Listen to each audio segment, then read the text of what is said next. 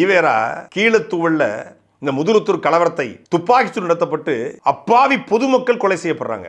அந்த இதுக்கு சம்பந்தமே இல்லாத அப்பாவி மக்கள் கொலை செய்யப்படுறாங்க. அதை ஒரு அரச பயங்கரவாதத்தை, ஒரு கொடுங்கோன்மையை ஒரு காவல்துறை நடத்திய ஒரு காட்டாந்தடியை ஆதரிக்கிறான்னா எவ்வளவு பெரிய கொடூரமான மனுஷன் இருக்க முடியும்? தூத்துக்குடியில ஸ்டெர்லைட் ஆலை எதிர்த்து போராடிய 13 தமிழர்கள் சுட்டுக் கொல்லப்படுறாங்க. இந்த சுட்டு கொன்றதை, இந்த படுகொலையை, இந்த காவல்துறையினுடைய இந்த கொடுங்கோன்மையை ஒருத்தன் ஆதரிக்கிறான் அப்படின்னா அவன் எவ்வளவு கொடூரமானவனா இருப்பான். அதே போல அன்னைக்கு கீழத்தூவல்ல மக்கள் கொலை செய்யப்படும் போது, காவல்துறையால் சுட்டு வீழ்த்தப்படும் பொழுது, காவல்துறை சுட்டு வீழ்த்தியதை நான் வரவேற்கிறேன். இப்படி துப்பாக்கி சூடு நடைபெறவில்லை என்றால் இரு தரப்பும் கலவரத்தில் ஈடுபட்டு அதிக உயிர் பலி ஆயிருக்கும். இரு தரப்பையும் கட்டுப்படுத்த வேண்டியது, இரு தரப்பிலும் கலவரம் செய்வதை கைது செய்ய வேண்டியது காவல்துறையின் கடமை. ஆனா அப்பாவிகளை சுட்டு கொன்றதை, எந்த விதமான கலவரமாக இருந்தாலும் காவல்துறை எடுத்து துப்பாக்கி எடுத்து சுடுவதை ஒருவன் ஆதரிக்கிற மனநிலை எவ்வளவு ஆபத்தான மனநிலை.